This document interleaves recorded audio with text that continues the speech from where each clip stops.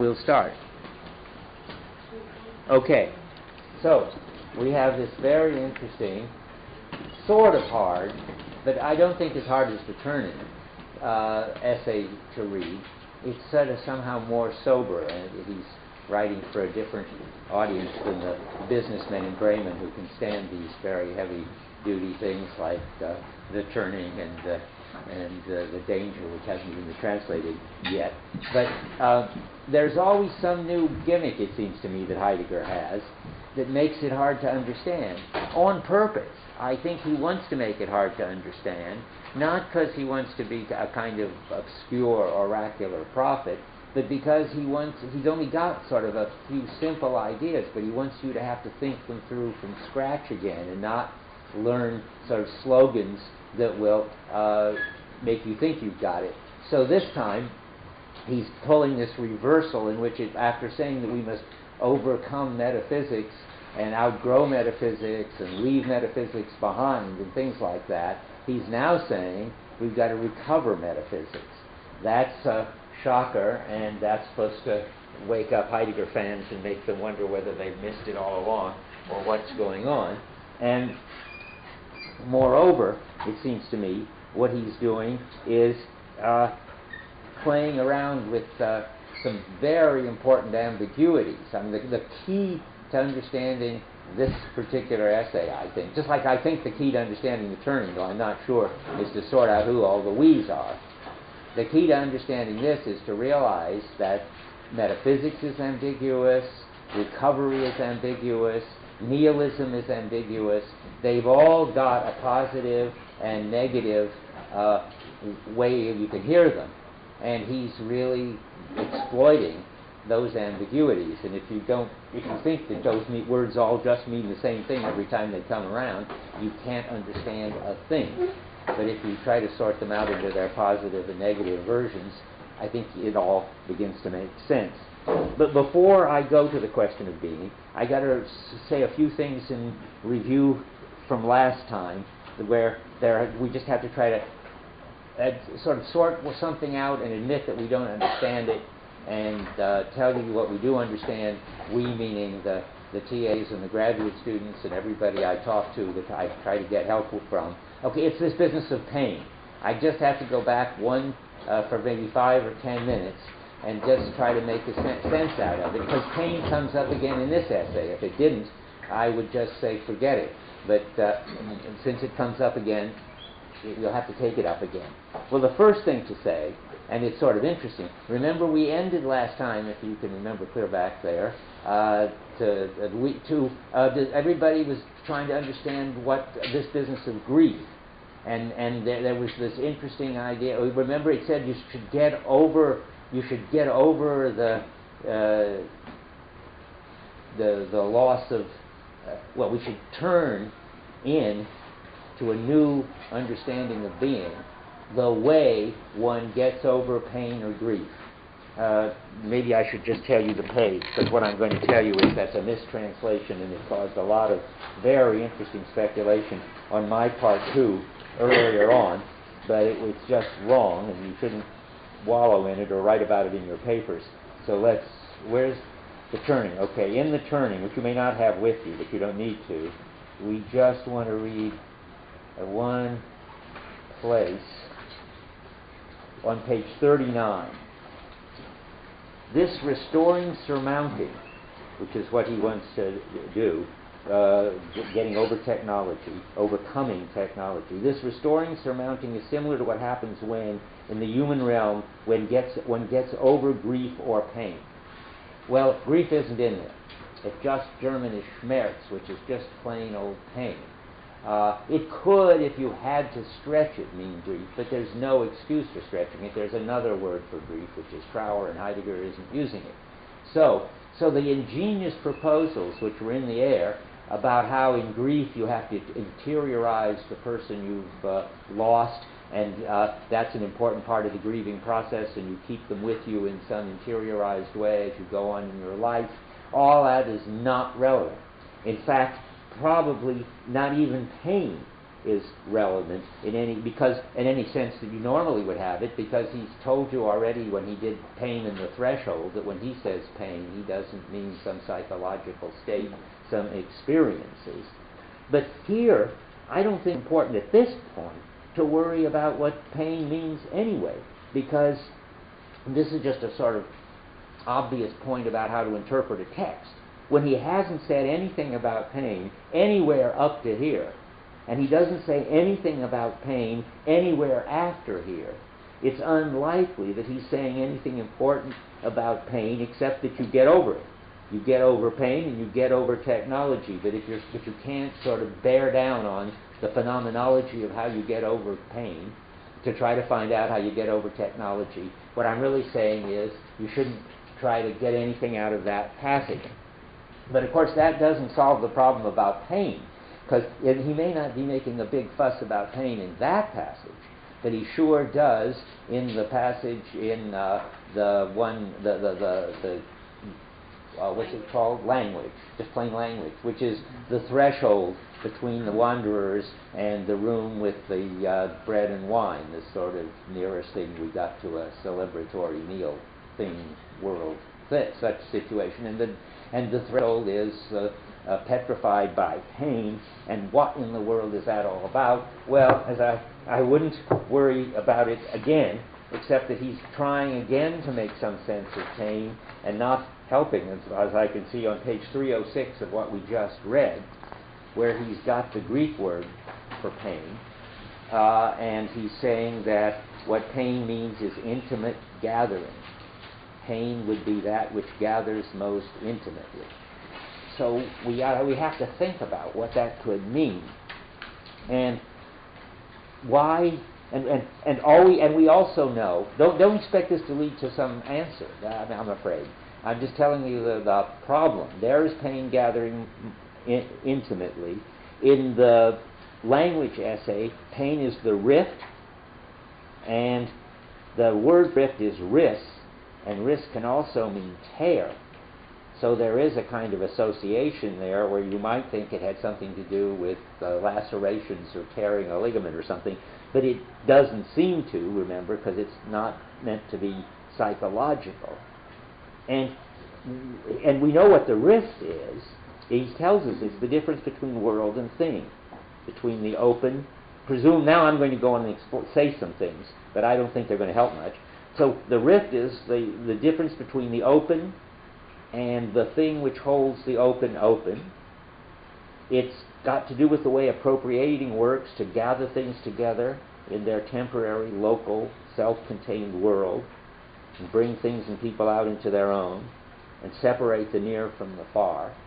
All that's going on, but why would you want to call it pain?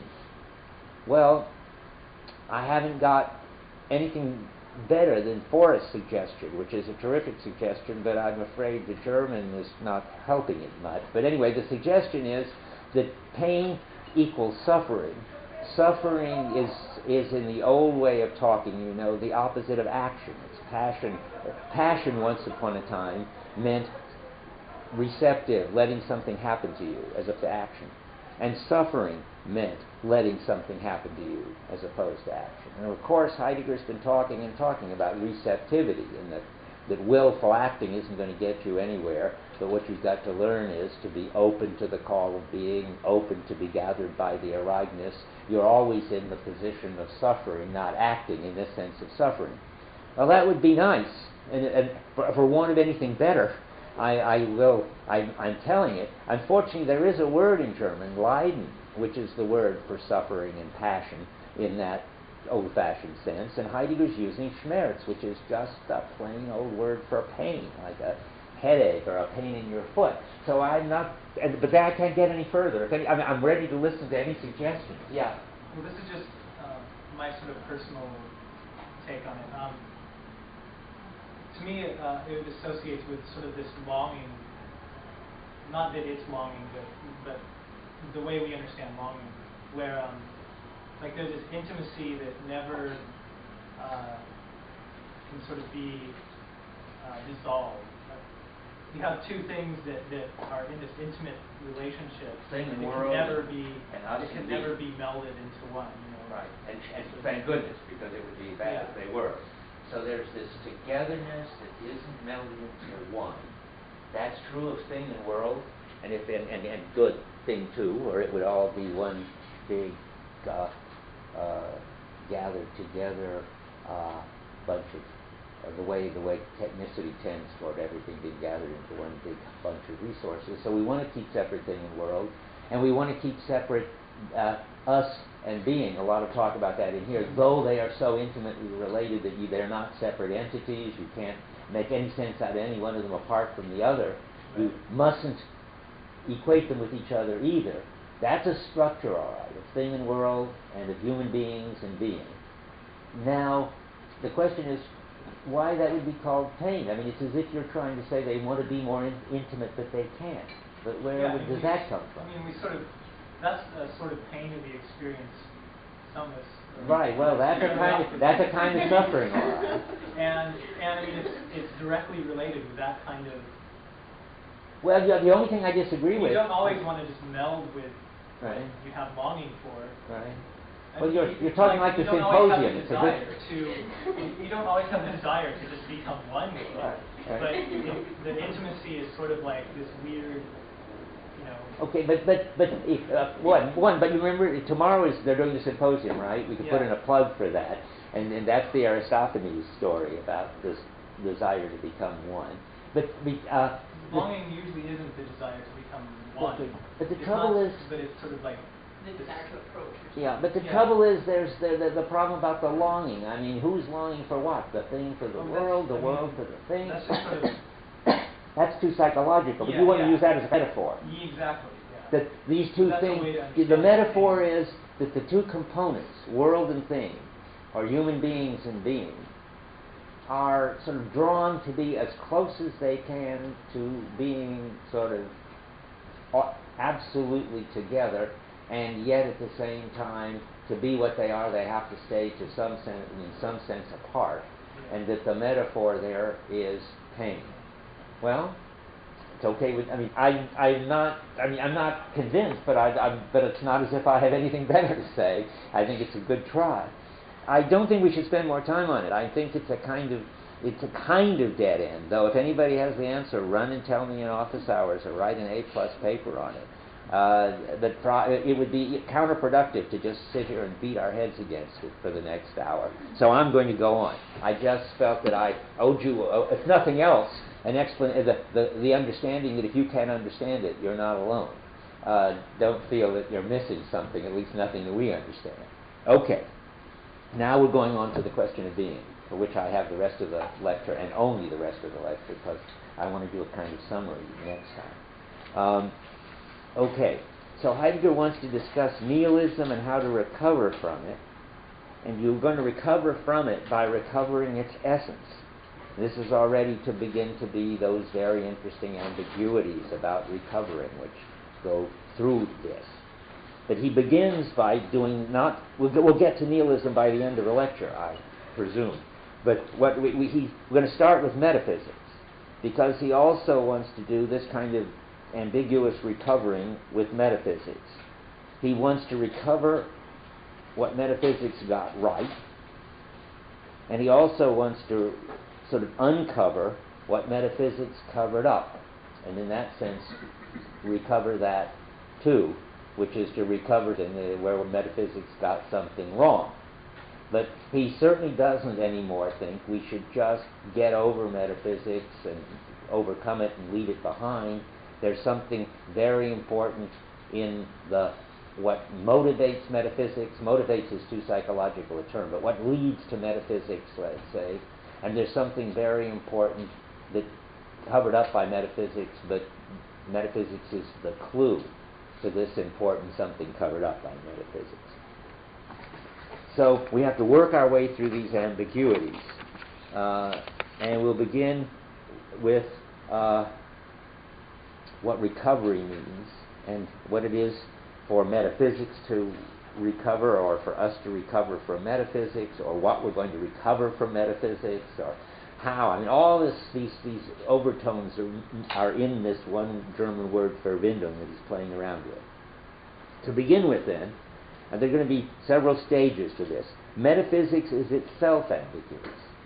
He doesn't stress that in here, but I can't understand what's going on in a lot of the Heidegger at this stage if I don't make clear to myself and to you that his notion of metaphysics he's got really two different notions of metaphysics. And they sometimes, and that ambiguity gets very interesting because relative to one kind of metaphysics is, these evaluative terms are not supposed to be taken sort of ethically, but they're just sort of shorthand. One kind of metaphysics is a lot more dangerous, let's put it, than the other kind of metaphysics. And both kinds of metaphysics also have their positive aspect. But let me just distinguish the kinds of metaphysics. That is, there are several, I think, this is a kind of review, not so much of this book, but what we've been hearing since the essay on the question of being. Metaphysics has several different traits or characteristics. And at various points, there are various stages in the West in which metaphysics has some of them but not all of them. And that makes it complicated. I think that metaphysics has three characteristics. That in metaphysics, being is reified and treated as a being. Truth as aletheia is lost and replaced by truth as correspondence. And metaphysics is totalizing. It always has some understanding of what everything is. Now, I'm going to just take those up in the order I listed them. So, when metaphysics is reified, that is, treating being as a being, then metaphysics is ontotheology. It always thinks that ordinary beings get their intelligibility and their existence from some highest being. And being really isn't an entity or a super entity or the totality of entities, but metaphysics always thinks it is or treats it as. Now there are places, I will read you passages related to what I'm saying about all this. So on page 306,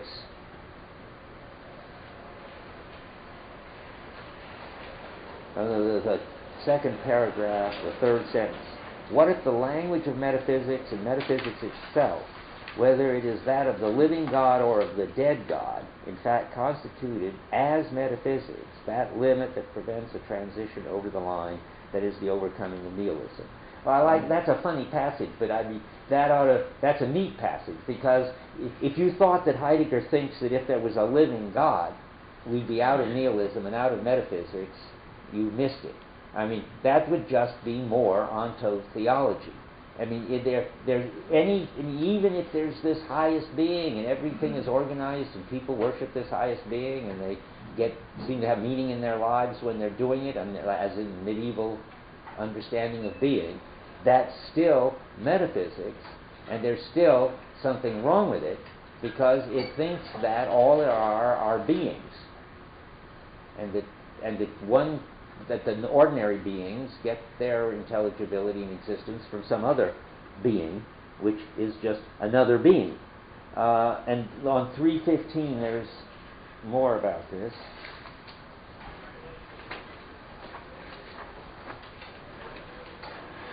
So there,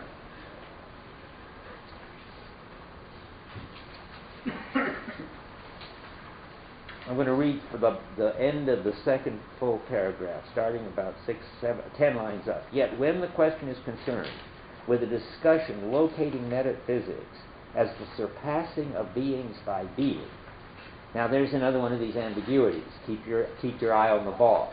The surpassing of beings by being, if you hear it in the Heidegger way, is exactly right.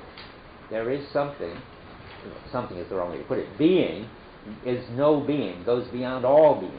But he's talking here about the wrong way to hear it, that metaphysical way to hear it. So, when discussion locating metaphysics is the surpassing of beings by being, then this surpassing on the part of being immediately calls into question the elements that have been distinguished from one another in that distinction, within which the doctrines of metaphysics have moved since time immemorial, the distinction from which they receive the basic outline of their language. This is the distinction between essence and existence, what being and that being. Well, that's all pretty cryptic, but that's got to do with ontotheology. Ontotheology looks for an answer to what being, which is intelligibility, and that being, which is existence. And if you think that that's, and it looks for that answer in something that surpasses ordinary beings, and it gets the answer that being is God, or being is the transcendental unity of apperception, or being is the good.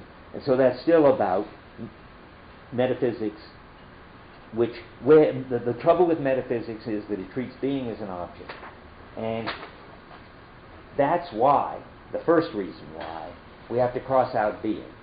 Because the word being, it's just hopeless. It's been taken over by metaphysics, and it's come to stand for some kind of super entity. Object is a bad word, of course, because it's only a subject-object object. So let's not say treat being as an object. Treat being as an entity. It's tended to treat being as an entity, separate from us, and us as a kind of entity which represents being, where represents doesn't mean now just subject-object Cartesian representation, but that we've got an idea or an understanding or a language which enables us to refer to this being, which is something separate from us and self-sufficient and independent of us. This is just good old, this is what you get in all your other courses. Presumably if you've had 25A, 25B, you've got a lot of metaphysics of this in this sense. And so being's got to get crossed out. This happens on 310, where it says, yeah. I'm sorry. Did you mean just now when you said that, are you talking about the idea that we're made in the image of God, that type of thing? We're made in the image of God. No, what, did I say something like that? No, you didn't say, I didn't know if that's what you had in mind. No. Was it like that we're part, that we're made by this larger being? Oh, well, yeah, one version. And that we have this idea because we're supposed to have okay, part good. of him within us. I see what you mean. This is the kind of thing you get in the other courses. I mean, that's one of the versions of it. One version is the super being is God, and God is self-sufficient, and God has made us, and He's put in us the need for God and the image of God so that we direct ourselves toward God and have a conception of God in Augustine or in Descartes, to get versions of this.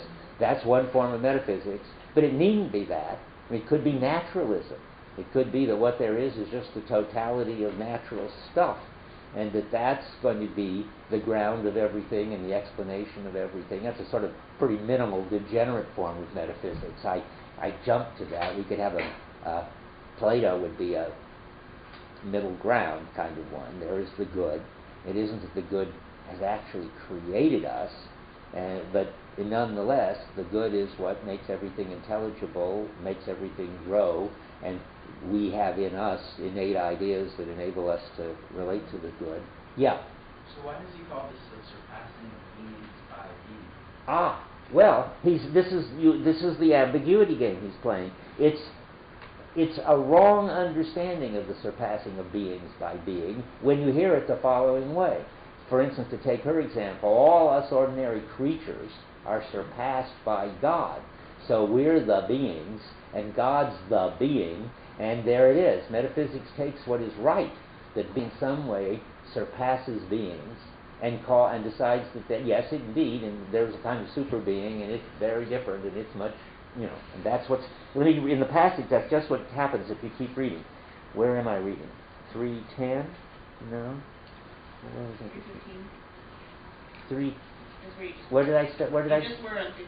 I am. Why do I have this open to 3:10? Yeah. What's that?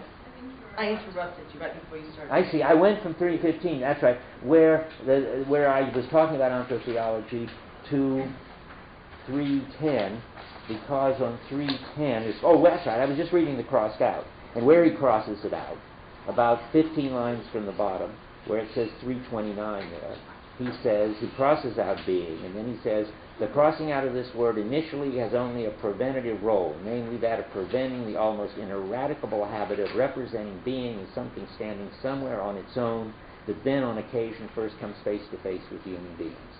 So that's another way of describing this wrong way of thinking about being.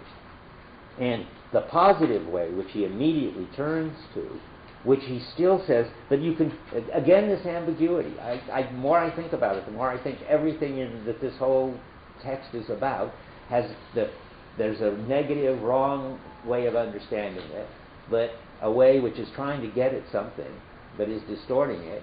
And then there's the right way of understanding it, what that is trying to get at when you get it, so to speak. I hate to say right, because it sounds like correspondence, but when you I can't think of any other way to say it, when you've described the phenomena. So, and what happens here is the positive version is when you cross out being at the bottom, and you think of the crossing out of it as representing the fourfold, then you understand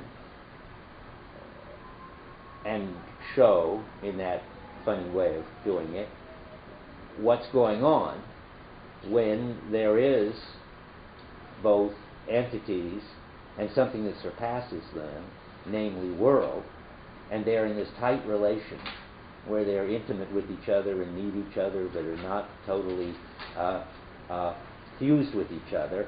And that's what he goes on to say at the bottom. From what has been said, the sign of this crossing, though, cannot, however, be the merely negative sign of crossing out. It points rather towards the four regions of the fourfold, and they're being gathered, there's the arideness, in the locale of this crossing through. That's the localness of the temporary and local world.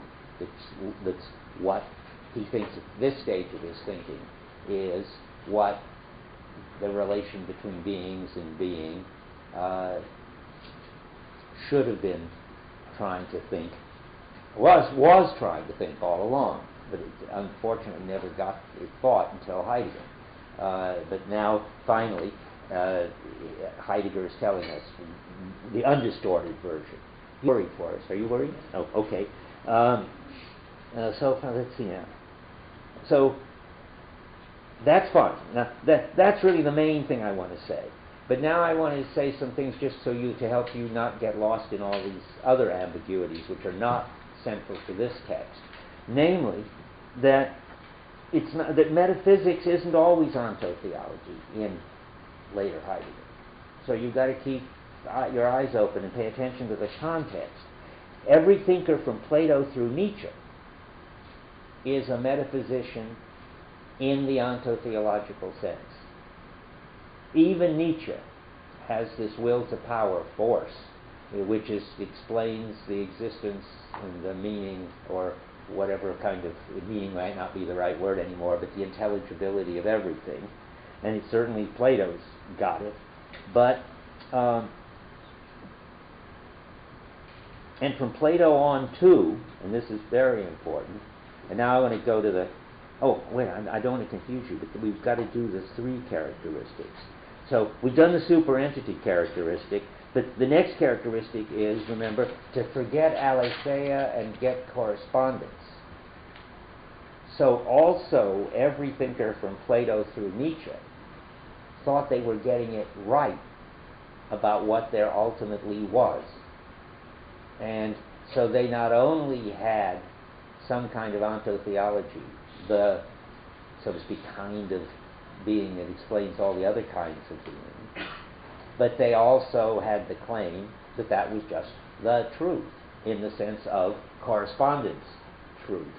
And so there, and those are the really sort of full-fledged metaphysicians. But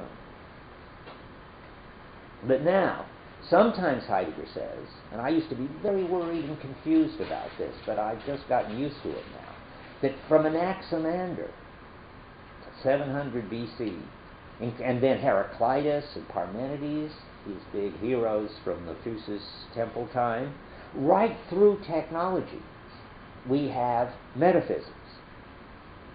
Now let me talk about these two sort of ends of this history. Why are Anaximander and Parmenides and Heraclitus metaphysicians? They are not ontotheologians. They don't have a correspondence theory of truth, but they've got the totalizing thing. Remember that perhaps the crucial thing about metaphysics, if you think about it as what is unique in the history of the West, is that starting with Anaximander, thinkers in the West got the idea that there was something that you could say of everything that was what it was to be. And when you think that, whether you think it's this custom or Brauch, which is what Anaximander says, or physis, which is what Heraclitus and Parmenides, I guess each in their own way, say, according to Heidegger, you are doing this kind of totalizing story about what is, and that makes you a metaphysician in this broader sense. Of course, all the ontotheological people, from Plato through Nietzsche, also are totalizers. There's no question about that. It's just that there are totalizers before you get ontotheology and correspondence. And there's this funny fact about technology, which makes it more like the beginning.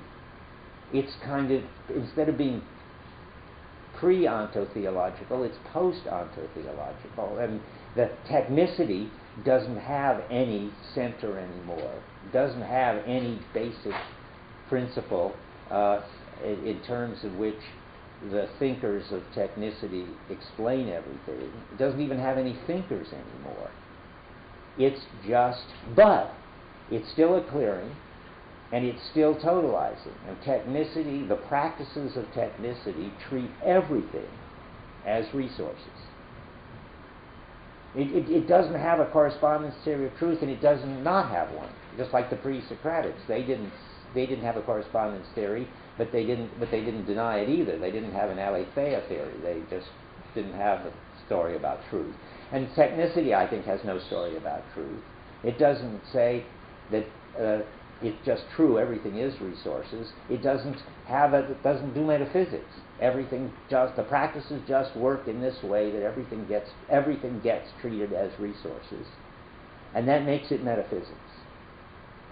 And the evidence for that is, just as there are texts where Heidegger says Anaximander is the first metaphysician. In fact, I think you read one. I'm pretty sure he says that in the Way Back into the Ground of Metaphysics. Does anybody remember? I think he says from Anaximander to Nietzsche.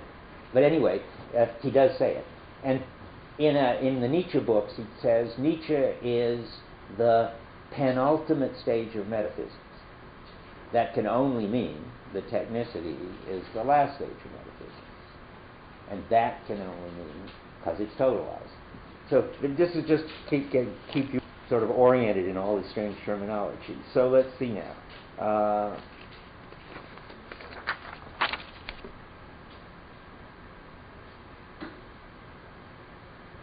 And all the metaphysicians have in common, here's another thing you could put it, or another way you could put it, that even the ones who didn't think truth is correctness, I sort of said this already, didn't interrogate the clearing, didn't thematize the clearing either.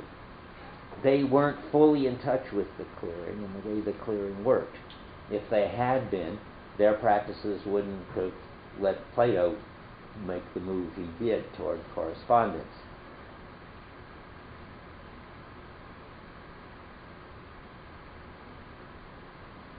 And what all metaphysicians have in common then is that they don't think the clearing as the clearing.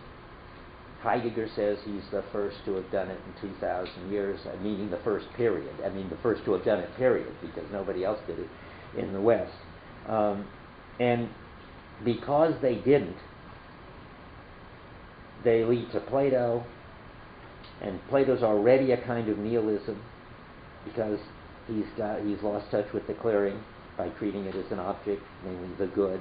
I mean, you've got to. I keep saying this, but it's such a subtle point. The clearing is what explains. Well, explains may not be the right word. I don't know. By virtue of the clearing is that on the basis of which, let's talk like Heidegger, entities show up as anything, and therefore the clearing does the job that the onto-theology people think God or the good does. But once you get rid of that idea and forget the clearing and substitute a being like Plato does, the good, then eventually, step by step, you'll get to a unworld that we're in now, in which there are just beings batting around and getting more and more maximized. And so the idea is, what all metaphysics has in common is that it fails to think the clearing, and that's a kind of oblivion, a kind of forgetting, which eventually, you have to go through the whole story, which we're not going to do, will lead to technicity and nihilism. He's talking about that on 313, the very abbreviated story you can read there. Here, the main paragraph about it is the second one on 313. The zone of the critical line, that is the locality of the essence of consummate nihilism, would thus have to be sought where the essence of metaphysics unfolds its most extreme possibilities and gathers itself in them. Well, the essence of metaphysics, as I understand it here, is not thinking the clearing. And now, what happens then? This occurs, and finally that leads to, and then you get all these candidates for where things come from and where the meaning of everything comes from, and you finally end up with it in Nietzsche. It's the will to will, that where the will to will wills, that is, challenges, sets in place everything that presences, and does so solely in the thoroughgoing and uniform orderability of its standing reserve. As the unconditional gathering of such setting in place, being does not disappear. Now, what does that mean?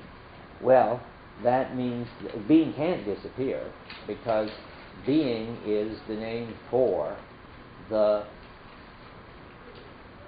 mode of givenness, to talk like the technology essay, that there's a clearing at all. And there is a clearing, because things are all showing up as resources. I mean, every stuff is showing up as resources. Or, to put it in my way, the practices are still having a style and letting everything show up as something.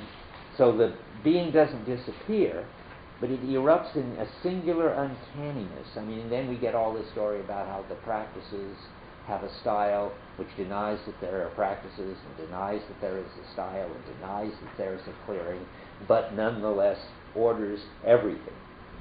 Only what... Okay, that's it, because then he talks about Hegel, and that's not going to help us any. And more in the next paragraph. The disappearance of what was previously present is not a vanishing of presencing, rather presencing presumably withdraws. That means, again, the clearing withdraws. The clearing withdraws, starting with Plato, but it gets more and more withdrawn until and you see the difference of the onto-theological metaphysicians. The clearing's already withdrawn. The clearing's already forgotten. But they're putting in something else to do the job of the clearing, because they think they need something to explain why anything is there and showing up as anything. When the clearing gets really withdrawn, it gets denied so completely that it's not only distorted, but it's just forgotten. And that's what happens when you get to technology. It presumably withdraws, yet such withdrawal remains concealed from representation as nihilistically determined. What is that?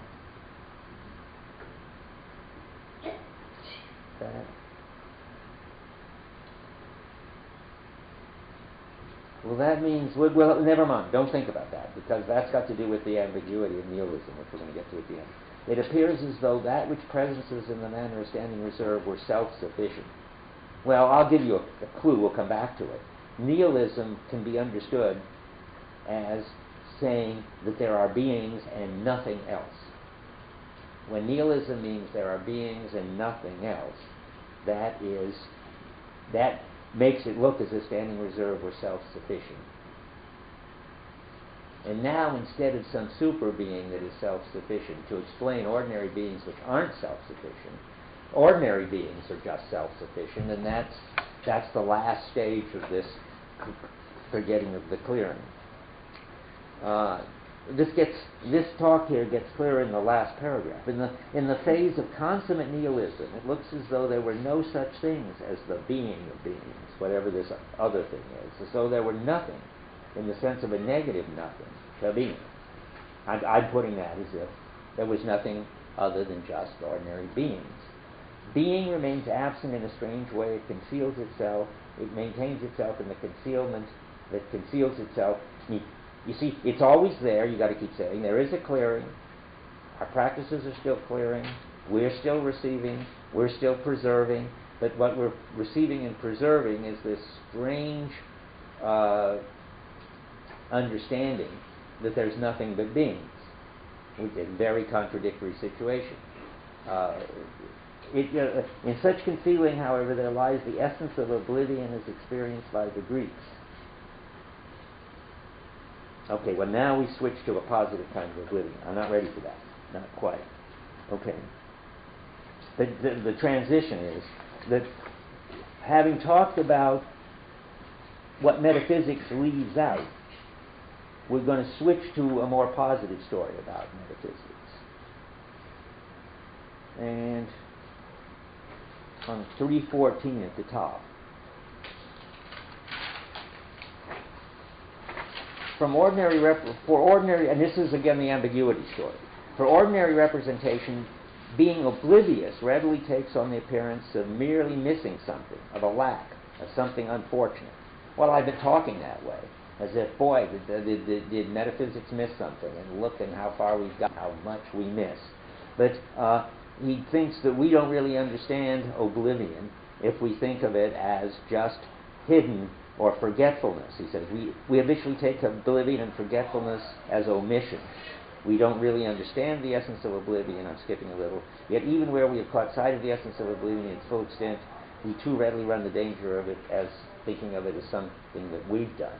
So all of this is wrong about oblivion. It isn't something we do, and it isn't necessarily something bad, something negative, some loss.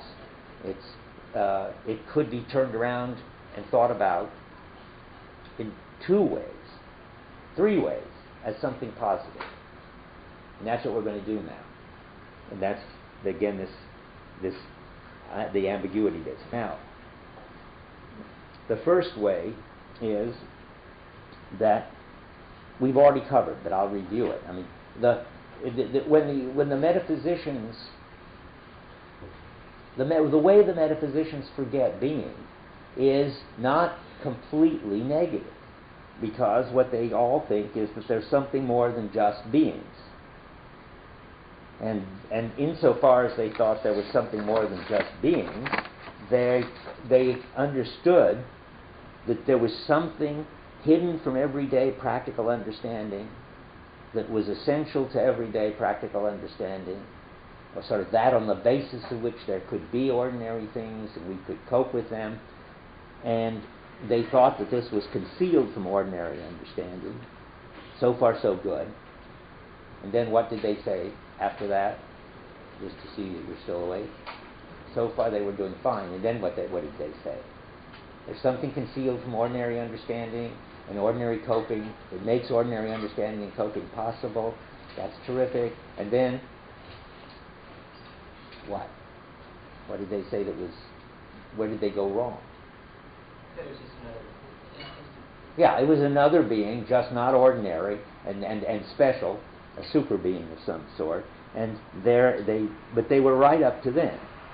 And so we've got to recover what they got right, namely that there's more than just beings. This is what he says on 312. And this is the story about the surpassing. I mean, they were right about the surpassing of beings. That's how to describe the good thing they had. The bottom of the middle of the second paragraph. Everywhere the surpassing that returns to beings, the transcendence pure and simple, the being of beings. Everywhere what? Everywhere the surpassing that returns to being is the transcendence, pure and simple, is the being of being. Surpassing is metaphysics itself. See, I was saying something like that. I mean, what is, from beginning to end, metaphysics has the understanding that there's something more going on that makes it possible for the everyday goings on. The surpassing is metaphysics itself, where this name now refers to a doctrine and discipline of philosophy. Sorry, not to a doctrine or discipline of philosophy, but rather to the fact that such surpassing is given. That's got to do with the... He's making a big deal about this given later, but we don't need that right now. It is given to the extent that it is brought into the path of its prevailing, destined. The incalculable fullness and suddenness of what unfolds as surpassing is called the destiny of metaphysics. Okay, that is the idea that there, I mean, that what's the amazing thing that unfolds, the destiny of metaphysics, is that there is this sense that there is a surpassing, that there's something more than the totality of entities. And that's all you can get out of this so far.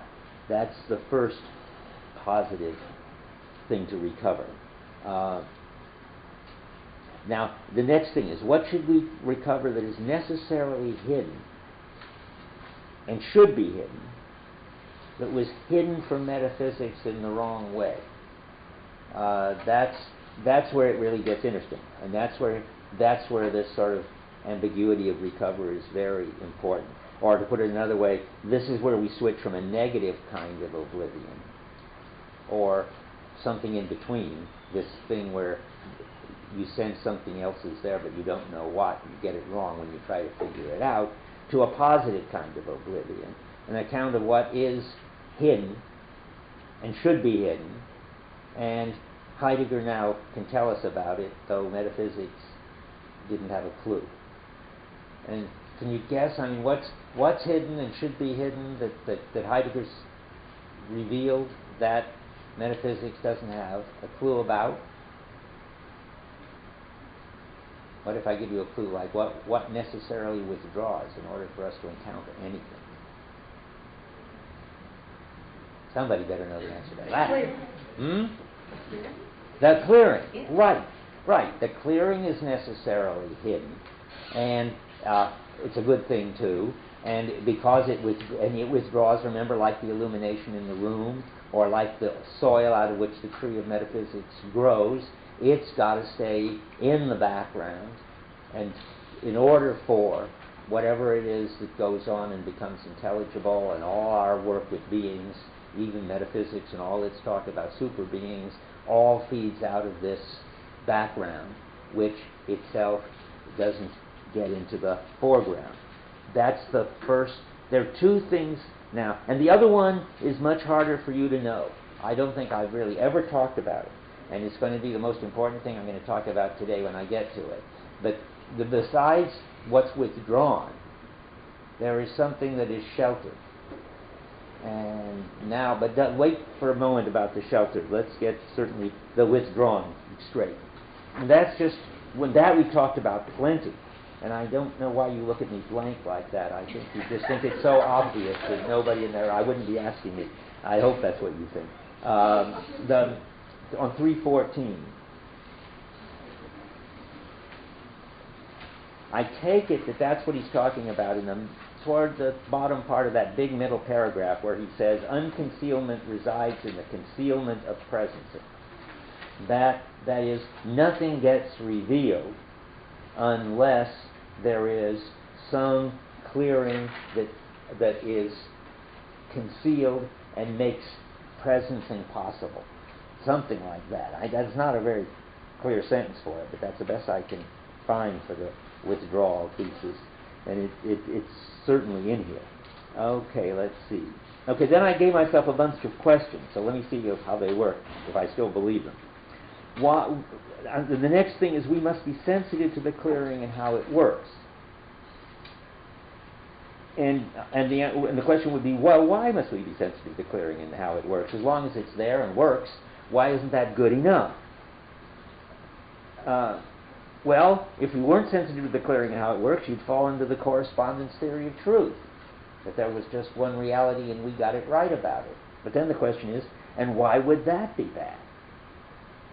Well, now we're getting close to something interesting, because it would close off all the other possible clearings, and we'd lose our sense of ourselves as disclosers and preservers, and we would lose our openness to disclosing new worlds, because we would just have the right answer. Yeah? Would we lose our sense of our essence as disclosers, or would we lose our essence as disclosers? Well, I think it's probably the same thing. Let me think. No, we would lose our sense. Is that what I said, or is it what you just said sense, but in the notes you have we lose the essence, and I think that that's right. We would lose our essence as disclosers if we lost touch with the clearing. I see the problem. No, I can't say that, even though I said it in the notes, because we're still disclosing even technicity right now. So we'd have to lose our sense of our essence as preservers and disclosers. But what we would then lose is our ability to be innovative, our ability to open up new clearings. But wouldn't that eventually lead to an end to... Yes, in the end, we'd end up just resources. And then we would finally lose our essence as disclosers and preservers, and that would mean that there wouldn't even be resources anymore. There would just be stuff and animals. And that's right, that's where it would end up. Okay. But now comes the interesting thing. We just made a transition from the withdrawing of the clearing to what it is that you lose if you're not in touch with the clearing. And what you lose, I just said, remember, is the possibility of other clearings. And that I've never talked about, because I've never really paid much attention to it. But now I think it's really very important. It's the idea that there is what the translator unfortunately calls a reservoir of other possibilities. Yeah. There's no reservoir here. No, sorry, but the translator in The Origin of the Work of Art calls it a reservoir. Here, it's called the untapped treasures in the middle of page 314. And at the end of that same paragraph, it's called that which has been and which is now, which is not past, since it remains that which does not become past in all enduring granting by the event erigness of being in each case. Well, no, I'm not sure that's right. I don't know what that is. Boris knows what that is. Is that the excess? No, I don't. That which has been and is not past. Yeah. Is that the excess? Okay, good. I have trouble with this. Let me explain to you why I'm having trouble with this, and it'll help you understand why I've never talked about it up to now, and why it's a kind of difficult for me to talk about it. Because I've always thought that this treasure were the marginal practices. And I don't think it matters much if it were. I mean, it would be sort of structurally similar to this story. But there is two different stories. That if you have a correspondence, metaphysics, totalizing view, you lose any sense that there's any truth in the marginal practices. You lose any sense that there's any truth in the anomalies. You lose any capacity to bring about new clearings. That's been my story.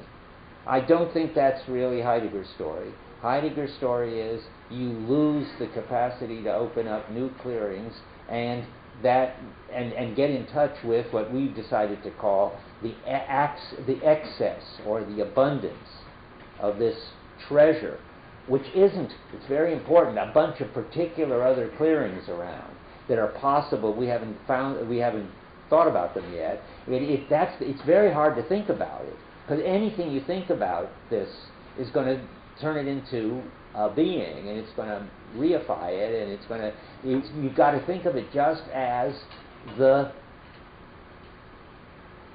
possibility of revealing other clearings. That's the richness. That's all you can say about it. Yeah, I was just going to ask you to say why reservoir is bad. Yeah, the reservoir is bad because it suggests that there's a bunch of sort of a storehouse of other clearings, and that's bad. Treasure isn't much better, because then it still says, but that's why saying excess or what was the other one? Abundance. Abundance Not that that's something, you can hear them all wrong. It's wonderful. It's another lesson in the ambiguity story. A metaphysician can come along and hear excess, well, these other clearings that we haven't got yet, abundance, treasure. You can hear it all wrong. And you've got to hear it without turning it into a being, but you've got to think that, boy, is this a good thing to have around. Good thing, you see. I mean, it's great to think that it's this, well, you better not say a thing. And once you understand what I'm talking about, you'll have to think it. Yeah. How are these untapped treasures different than other epics and other styles? They are. They are exactly that. And we've had some of them, and that's why once you know that there's a clearing, it's a good thing to put it your way. And you don't have a correspondence theory, so you don't think that you've just got the answer. You're going to have a whole series of worlds. And look what we've got in our historical culture. We've had a whole series of worlds. But there's no reason to, but we wouldn't have had if it weren't for this excess and abundance, and we can have more as long as we don't lose touch with this excess and abundance. But and now that notice, I just got to keep saying this right, and this is a positive kind of oblivion or hiddenness. It's not as if you could know anything about it, or remember it, or think it, or anything like that. It's got to be oblivion. It's got to be hidden. It's got to be unthinkable. But now Heidegger wants to put a positive spin on that and use a sense of hidden, which also means sheltered. I mean, it's because it's there to be nurtured and preserved in some future world. He thinks of it as hidden and sheltered, and that's fine. And he wants you to, but just to confuse you in a productive way, he's going to call that hidden, sheltered oblivion. And he's going to say, you thought oblivion meant forgetting, but here oblivion means hiding and sheltering. And that's the kind of oblivion that we've got to get back, that metaphysics has completely covered up and forgotten. They've got a bad kind of forgetting oblivion, of this good kind of withdrawing and excess, both other kinds of oblivion. Yeah. But it seems like we're also getting back to the sense of mortality. The what? Mortality? Yeah, a sense of mortality, in that if there's always an excess, then we're always mortal to that excess. No, I don't, but it sounds intriguing, and I never know what to do with mortal, so say more. Well, because there's always an excess. Yes. That just makes us more finite. More finite. Yeah. Well, yes, I guess I see what you mean. I see what he means, don't you? I mean, yes. So what's being recovered is like the gathering. Okay, I like it. I see what you mean. That is, insofar as you're a metaphysician, you're not finite. You're not gathered. That's right. And you're not, really not finite. I mean, Plato talks about being a friend of God. Metaphysicians see things as they really are from God's point of view, and they see it all, and they know it all. Everything important. Now, a lot of contingent details they don't know, but everything important they know. And that means metaphysicians aren't finite, or at least, they're denying that they're finite. If there really was a metaphysical truth, and metaphysicians really knew it, then metaphysicians wouldn't be finite. But since there isn't really a metaphysical truth, but only a clearing, and metaphysicians only know that, then metaphysicians are finite because, as you say, there's an abundance of other clearings which they'll never know and we'll never know, and that gives you a sense of very much not being a friend of God's. Am I following you? Right. I guess it gives us a sense of, it gives us a sense of mortality. Okay, and you can call it finitude, mortality. I like finitude better. Things can cling for us. Well, that's a fast move. Tell me more. Well, if we're gathered, as mortals, then things can think for us because we're not. So I guess things wouldn't think for a metaphysician. Yeah, that's what it follows, but that's odd. I haven't really, now you've given me a puzzle. Why couldn't things think for a metaphysician? I think you're right, they couldn't. And that's because somehow there wouldn't be nearness, because everything would be equally already brought out into its own. I mean, everything, let's take the God story, everything would be a creature of God already. Everything, and there wouldn't be any sort of special local world in which they were brought out into their own. Something like that. And can you help? Yeah. Well, they would be gathered instead of gathering, because they would be gathered with respect to the being of beings. Yeah, I think that's probably formally right, but can you give me the phenomenon more? I'm just trying to think, what is it like in a world in which... the true meaning of whatever is found transcendentally. Right. So whatever something is determined by this kind of universal, and therefore its essence does not stay for a while, it doesn't gather, it has universality. Okay, so I think that's right, but let's just, I want to, tell me about what happens when a metaphysician tries to have a celebratory meal. Yeah. Yeah, well, they have to really, really believe they were good stuff. They'd have to what? They'd have to really believe they were good stuff. They might just cave in. Yes, that's right, but if they really did, I mean, when Leibniz at a celebratory meal somehow doesn't make any sense, I guess. The monads are all there already, and they're already brought out into their own, and it's a pre-established harmony, and all they're having is dinner. I mean, nothing important could be happening, sort of ontologically. I think that's the picture, yeah. You know, like Hume said, you know, we do philosophy and we go out and we forget about it.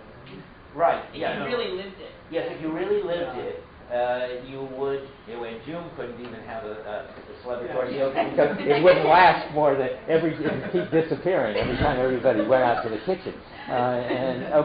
So we metaphysicians have such a strange view of the world that they really can't have things thinking. I think he's right. Okay, let me see where I am. We're doing fine. We're just going to finish. But we're in now the positive. Oh no, we have a lot to do yet. We'll do it. 313. Did I read that already? No, I was just at this, trying to find places now where you get the positive form of oblivion. At the bottom of 313, he's talking about the concealing of being, but he's going to do now. It's not a negative nothing. In such concealing there lies the essence of oblivion as experienced by the Greeks. In the end, that is, from the beginning of its essence, such oblivion is nothing negative, as a sheltering in concealment. So that's the sheltering of the excess and the abundance. Rather, it is presumably a sheltering that preserves what is as yet unrevealed. I mean, that must be, these other worlds that aren't really there yet, that aren't on some shelf someplace else either. For ordinary representation, being oblivious takes on the appearance of merely missing something and so forth. We've read that. But it turns out that it's got this totally thing. Now we can skip again and read the middle of 314. Correctly thought, that's a third sentence in the big paragraph. Oblivion, the concealing of the as yet unrevealed essence, in the verbal sense of unfolding, of being, shelters untapped treasures. That's what we're calling its excess and the abundance, and is the promise of a find that awaits only the appropriate seeking. So that's turning it all around now. So now let me just review two senses of oblivion as a positive something or other that metaphysics has made inaccessible to us, namely the clearing, which works only when it withdraws, and the abundance of other possible clearings which you can have once you see that there is no right answer to what reality is.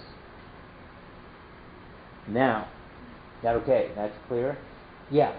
Does the abundance of other clearings have anything to do with the saving power? I doubt it, but I have to think about it. Let's see.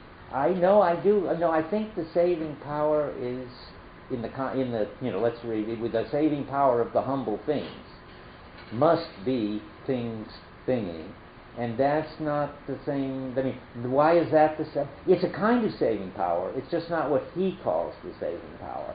But yeah. But there's also the saving power of a new God.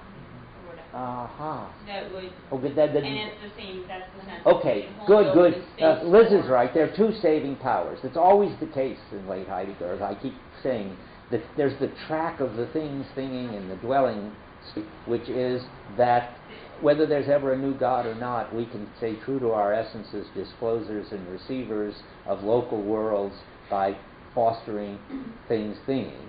And there is the promise that if we do that right, we can make a place where it may well be that a God will return, and that's another world, and that certainly comes from this excess and abundance that would become accessible to us if we got out of metaphysics. Yeah, good. Okay, one last issue, and that is the ambiguity about the essence of nihilism. Again, it turns out even nihilism has a positive and negative form. He starts talking about that on 320. And he talks about it as a higher ambiguity, about 6 lines from the bottom. He's talking about the going over the line. Well, let's read that. He says, what is the purpose of this letter? His letter to Jung. This is the letter. It attempts to raise into a higher ambiguity the title over the line. That is everything that it describes in your sense and in mine and tries to demonstrate by saying it in writing. This higher ambiguity lets us experience to what extent the overcoming of nihilism demands a turning into its essence, a turning in whereby the desire to overcome becomes untenable. The recovery of metaphysics calls thinking into a more original calling, and I presume the recovery of, we're now going on to recover something important about nihilism that we're going to find out about. Okay, nihilism says that besides being, there is only nothing. That's the negative kind of nihilism. That's on 316.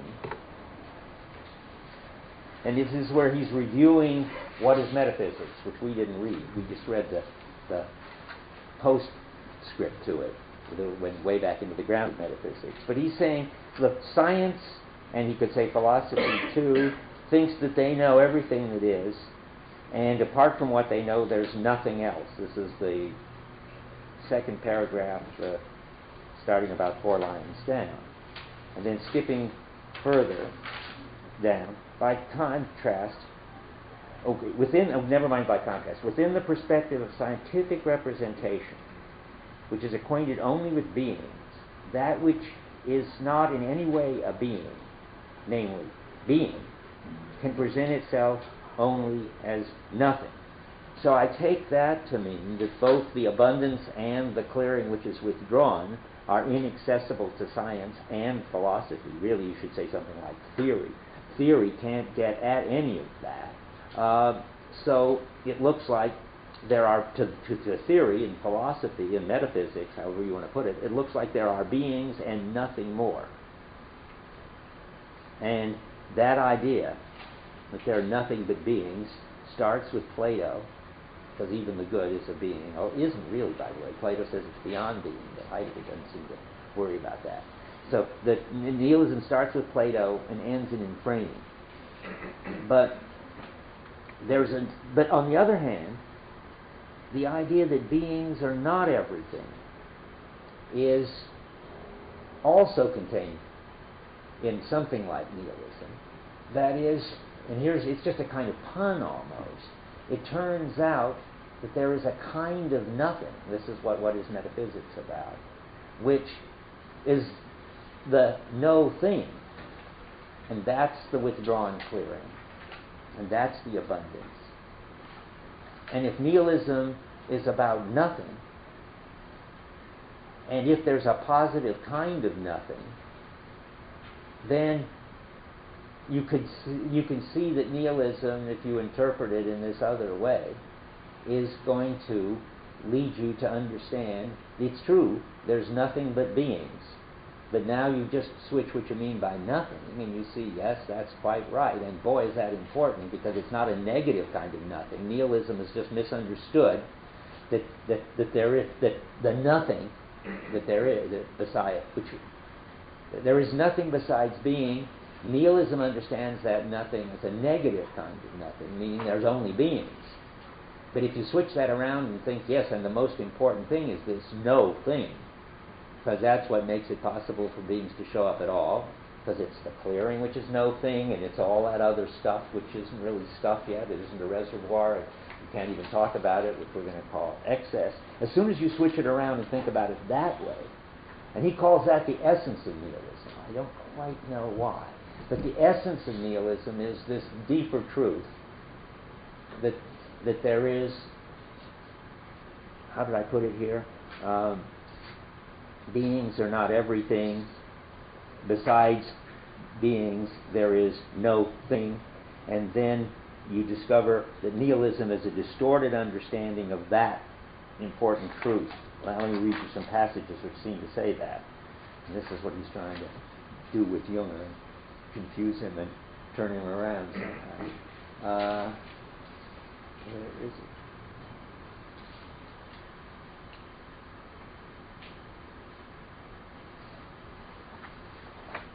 At the bottom of page 311.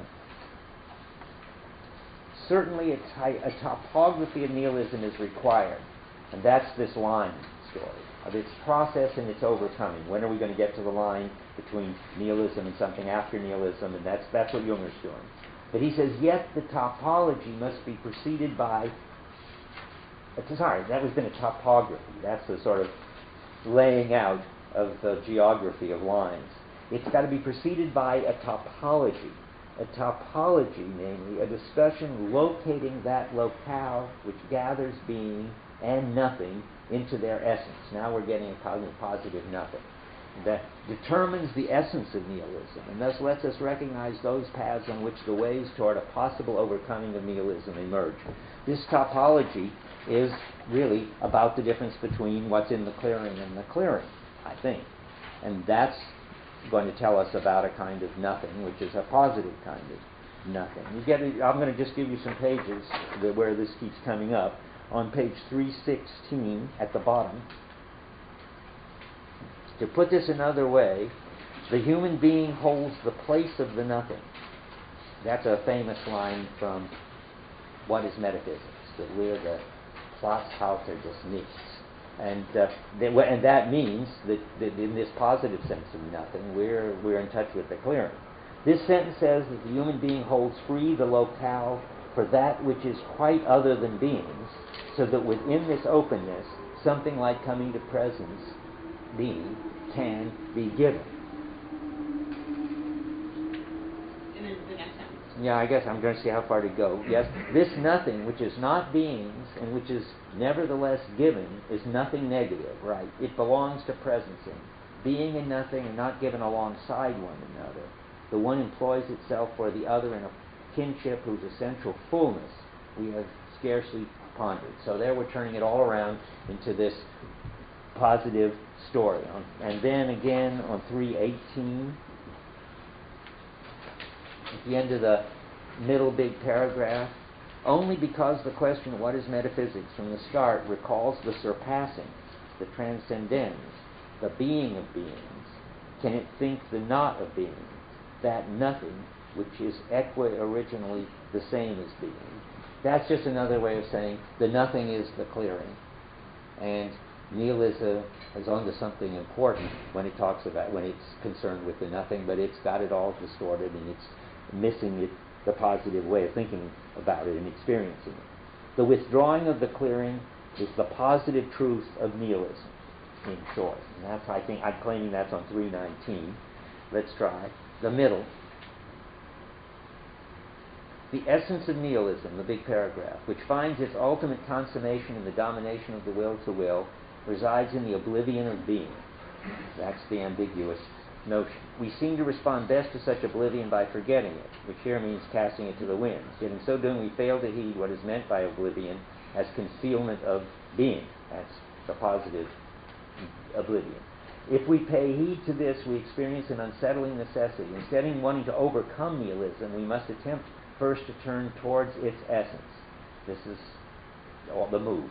Turning into its essence is the first step to which we may leave nihilism behind us. That is, we'll leave the negative kind of nihilism when we understand that the essence of nihilism is to realize that no thing is very important and makes all encounters with things possible.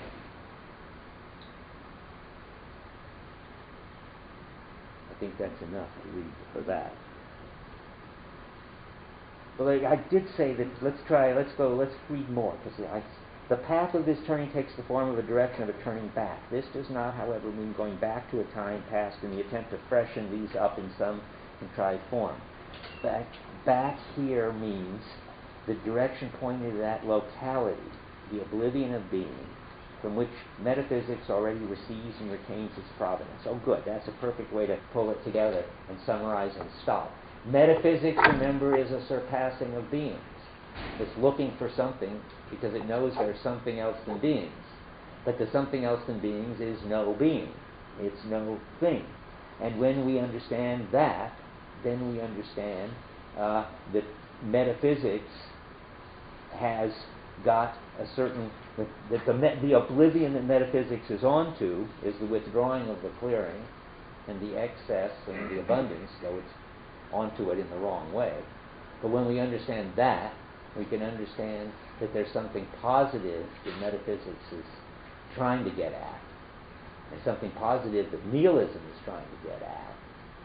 And what it is, of course, what Heidegger's got, namely what we've just been talking about, clearing and abundance and aletheia. I think that's where we should stop it. I just make sure. Yeah, that does it. Okay. So, now, sort of just an overview of the sort of implications of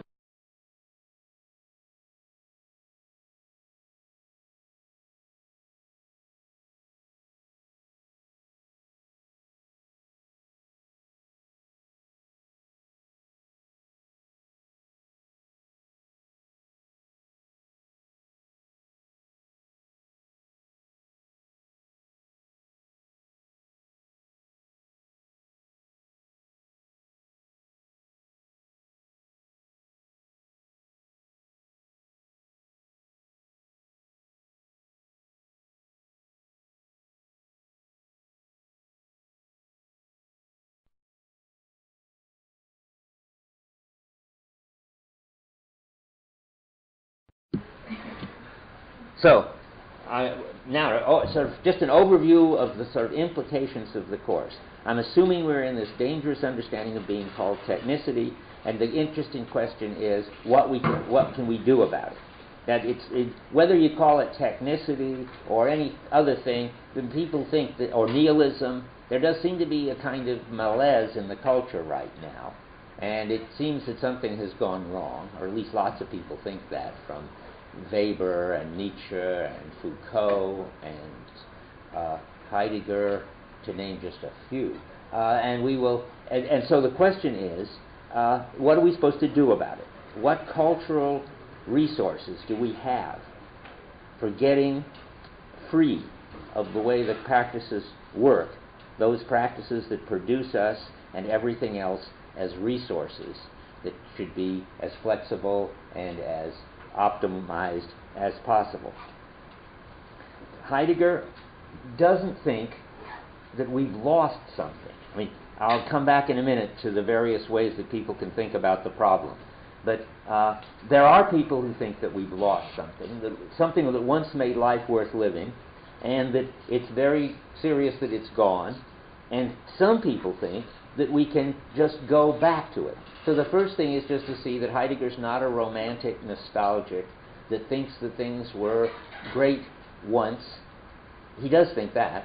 Pretty good anyway, not perfect, but pretty good once in Greece and pretty good once in the Black Forest. But he's quite clear that we can't go back to that. And so he's very different. Don't let people call him a romantic and a nostalgic as they do. Romantics, people like Rousseau, who would like to return to some kind of perfectly innocent nature, and Wordsworth, who's sort of a kind of like, could be read like a deep ecologist who thinks that there is something special about nature and we've been cut off from nature, but we should get back in touch with nature. There are people, a little before your time, Robert Bellah, who retired recently, who wants to get back to his earlier Christianity when the Christian words really meant something to people. And I just read a book recently by a man named Richard Sennett called The Corrosion of Character, who obviously is in the subject-object stage and wishes that we were still subjects that had long-range life plans and character and could develop more and more into a strong identity and know who we were and pass this on, and our children would know who we were and would want to be like us and all that. Sennett sees that we're losing that, and he regrets it. And there are people who would admire the Amish, who think that it's great that they can live in this way without technology, and that it would be great if we all could. This was a sort of a movement of hippies to go to communes where they would live in this minimally technological way. Well, Heidegger's not like any of that. He thinks that what the Greeks had and the peasants had is something that's lost forever and can't be recovered. That is, insofar as there was a certain content to the way their life was, they had certain gods and they had certain practices and so forth, that's just gone. You know that from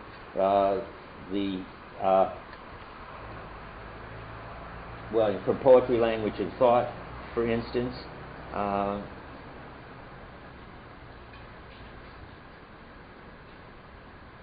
No?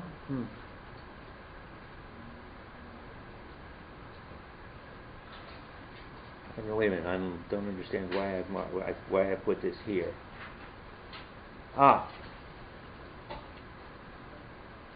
He says, our reference to the Black Forest farm in no way means that we should or could go back to building such houses on page 160. I'm just picking up places where it's clear that he's not being nostalgic. And another place is 165. I think.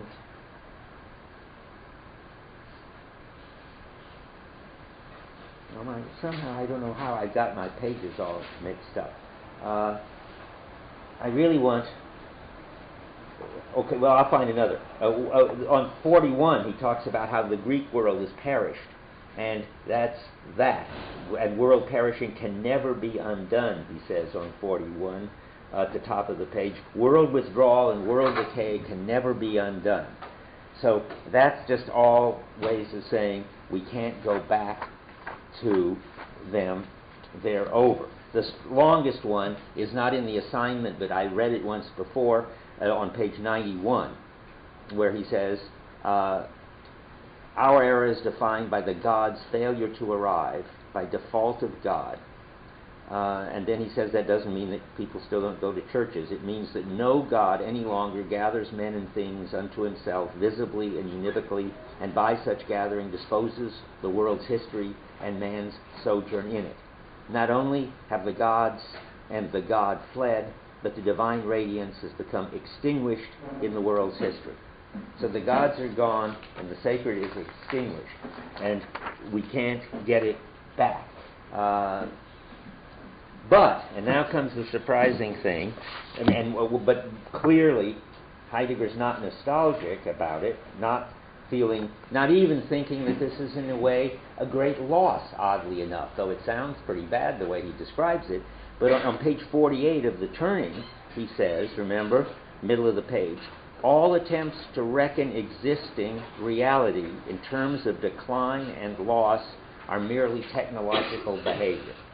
So that's just not even the right way to understand what's going on, is to think that there was something terrific once which is gone and we've lost it, we can't get back to it. Thinking we can get back to it is really bad news. Thinking that, for Heidegger, just wrong-headed, but thinking that there's something lost that we should get back to, that there's some kind of decline.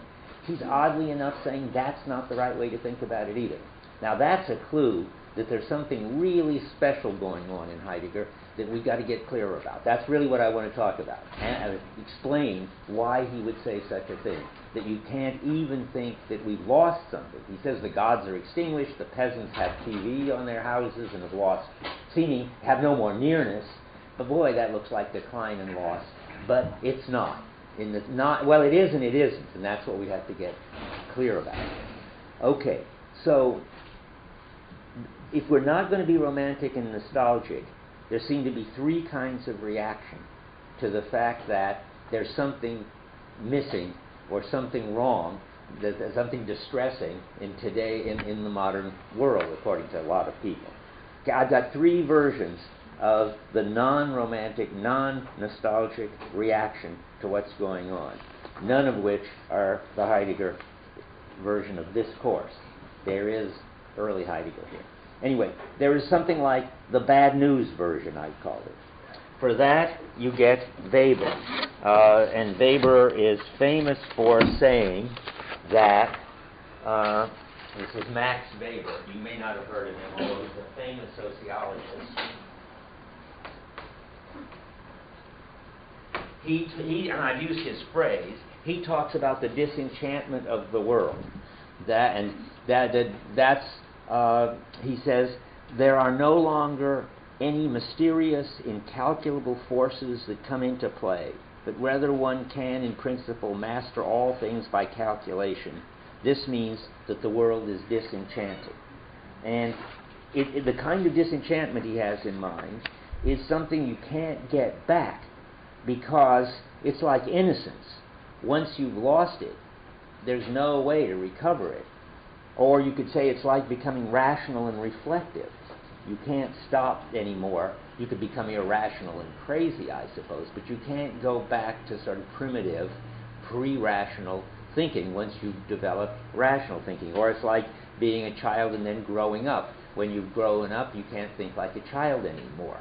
And so for Weber, he's my example of something that's really lost. He is thinking it in terms of loss and no return. Okay, the next is, and that's more fun, the good news version. Yes, we've lost something, but it really wasn't so good anyway, and we'll find something else worth cultivating in its place just because we've lost it. Well, the example I used of sort of going from childhood to being a grown-up is the way it looks to Habermas and Kantians. Yeah, we become rational and reflective, all right. Our world isn't enchanted anymore. We are now grown up and mature thanks to the Enlightenment. It's true that the culture doesn't give us any sort of content resources anymore, any understanding of the holy or of the good or of God or even of meaningful differences. As Habermas says, we've got no resources left in our culture that can save us, or he wouldn't put it that way, but that will help us. But that's all right. That forces us to act on rational principles. And we should have been acting on rational principles all along. We shouldn't have been involved in this kind of just relying on whatever the ethics of the culture happen to be and the gods happen to be. We should be autonomous, rational, mature, and now we have to be. So it's a loss and good riddance.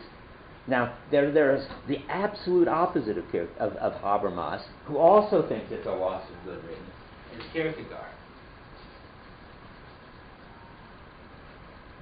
It's as if I was starting with the first lecture of the Kierkegaard course because I was going to read one passage from Kierkegaard. Kierkegaard thinks, and he thought it earlier than any of these people, earlier than Nietzsche or Weber, who's influenced by Nietzsche, certainly earlier than Habermas, who's still around. But he thought that something which he called reflection had undermined all commitment and all the sacred that was once in the world. He says, and it's a great quote, from the present age. And so when the generation, that was his generation, 1850, that's when he wrote the present age. Now, this is going to turn out to be good news, but it doesn't sound like good news. And so when the generation which itself desired to level and to be emancipated, to destroy authority, and at the same time itself, has through its skepticism, started the hopeless forest fire of abstraction. When as a result of leveling meaningful differences is what he's talking about, with this skepticism, the generation has rid itself of the individual and of everything concrete and put in its place humanity and the numerical equality of man and man. when the generation has for a moment delighted in this unlimited panorama of abstract infinity, unrelieved by even the smallest eminence, undisturbed by even the slightest interest, a sea, a desert, then the time has come for work to begin, for every individual must work for himself, each for himself. No longer can the individual turn to the great for help when he grows confused. There'll be no charismatic leaders. That is past. He is either lost in the dizziness of unending abstraction or saved forever in the reality of religion. Well, for Kierkegaard, what happens is, when all the meaning is drained out of the world by rationality and abstraction, then it's still possible for individuals to have unconditional commitments to other individuals. And they have this in a way, as he would put it, before God, because in a way that I can't explain, God is what makes unconditional commitments possible. But that's all that people ever really needed, and that is the highest thing that people can do. So it's good news now that this illusion of what he calls sometimes mediation, which is all this concrete cultural support that people once had, in all this way that the holy and the sacred was all over the place the way it once was. Thank goodness all that's gone, and people now have to face up to what it is to be an individual. It's just the opposite of Habermas, because Habermas thinks, and when you do face up, then you get to be purely rational. And what he likes about the present age is what he calls the public sphere, where all these rational talking heads talk to each other about how to run the world. And what Kierkegaard thinks is that that's a disaster. He thinks that the public sphere, or the public, or the press, as he calls it, have produced this leveling of everything. But it's all right, because then we have to get out of that. Stop being detached, rational talking heads, and get to be totally concrete, committed individuals. Okay, Nietzsche comes in there, and he says, yes, God is dead, and boy, is that good news.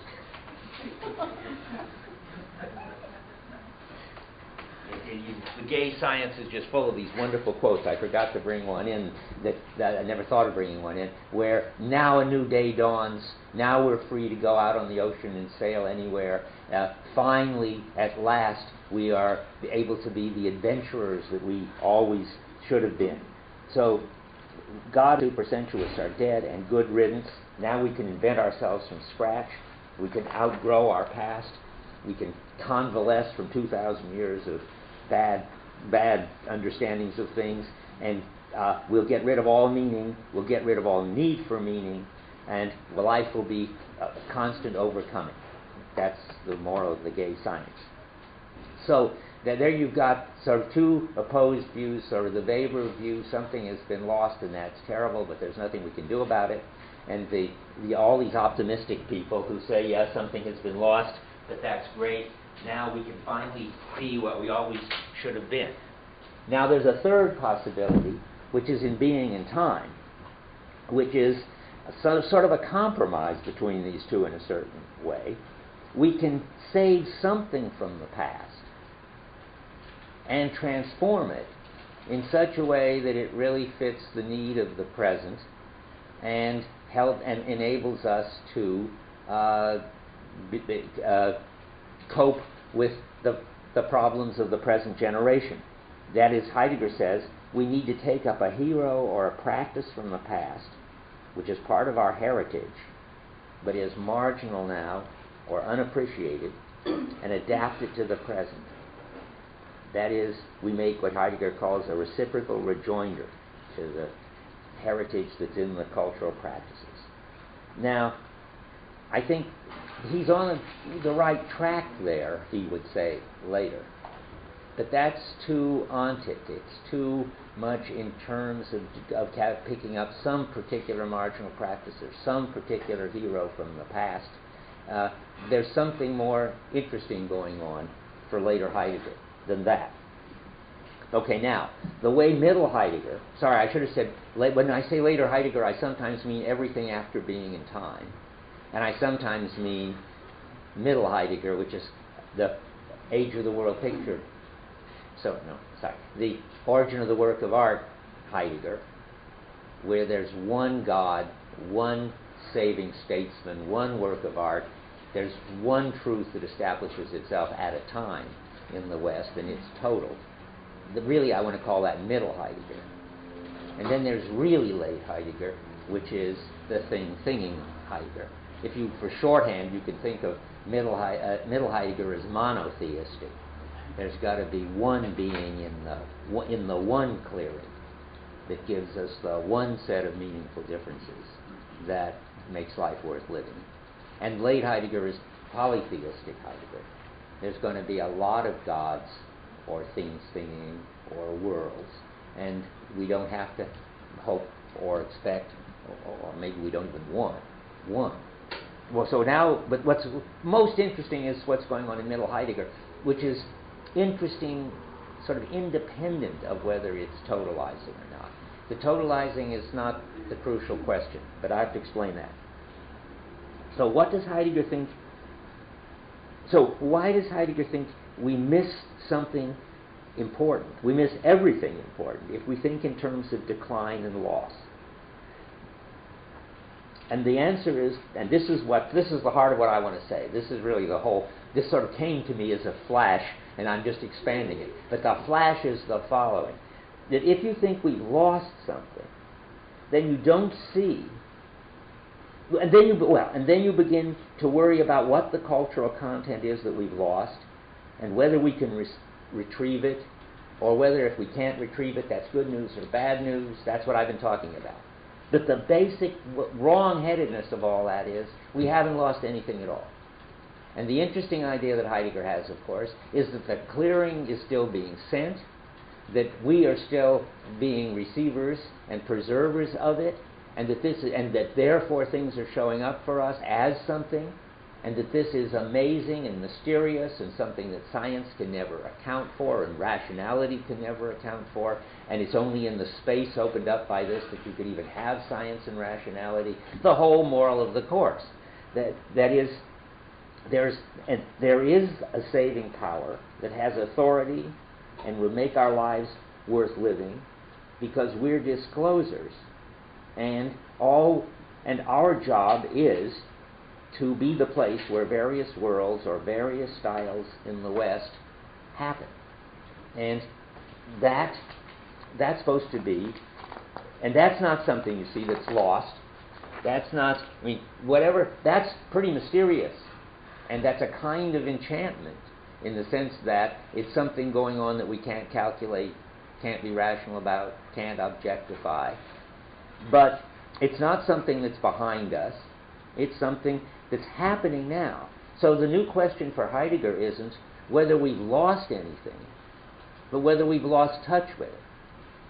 That's how he switches it all around. So there's nothing lost that's important. We're still disclosers, and disclosing is still going on. But there is something important nonetheless that's been lost, namely our understanding of that. And that's very dangerous because we could lose touch with it completely. Then we'd be resources, and then there wouldn't be any disclosing going on or any sending of understandings of being. And now a subtler point, which you're used to as a kind of review. Now the culture was never fully in touch with its role, with our role as disclosers. That's what we found out in Basic Questions. This is all Basic Questions talk, that we had something pretty amazing going on once, but we could have something even more amazing going on in the future. And Heidegger's preparing the way.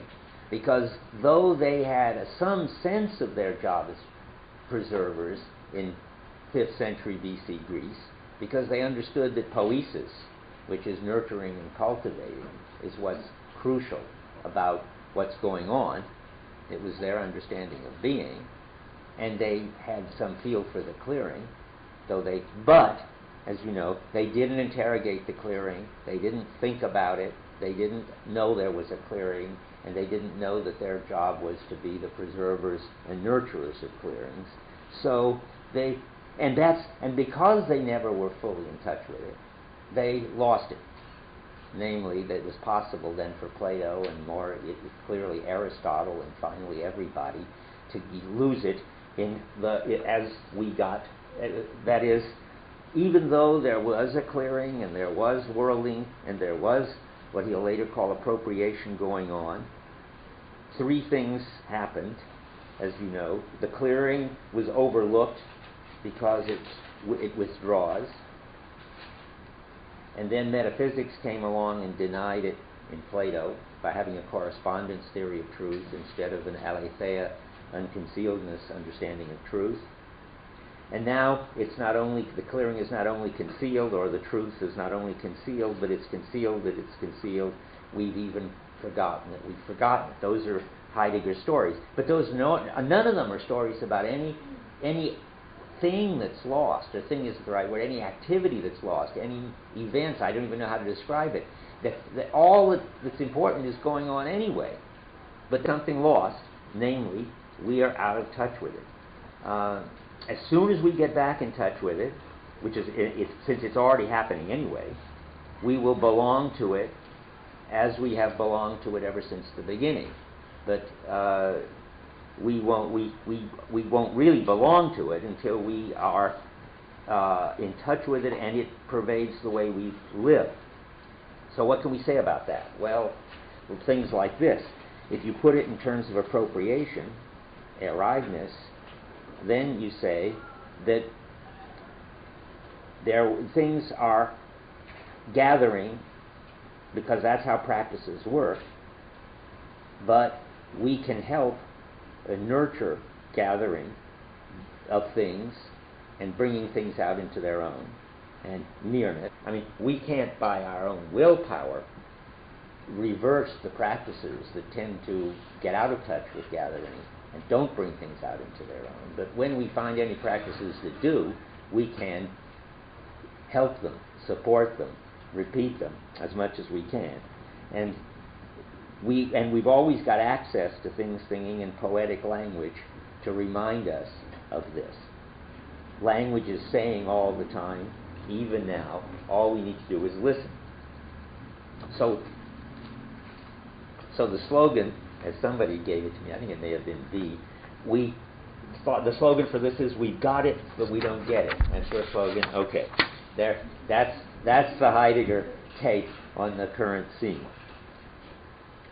So, and if dwelling means to be a preserver and discloser, then in a certain way human beings are always dwelling, and yet they have to learn to dwell. What's the meaning of that? And that keeps coming up. I could have asked, well, how can that be, that we're dwelling all the time and that we have to learn to dwell?